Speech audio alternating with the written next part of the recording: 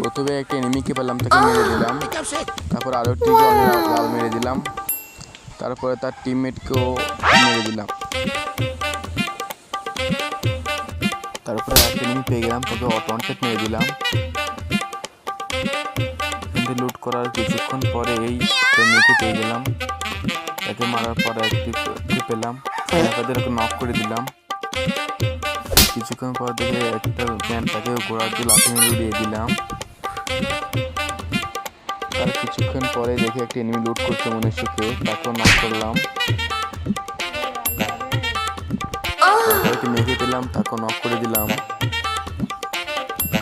তবে একটি লাস্ট প্লেয়ারকে তাকে মেরে তাদের স্কোয়াড থেকে ওয়াইপ করে দিলাম। একটি মেয়েকে মারতে গিয়ে দেখে কি হয়, দেখে পালালো।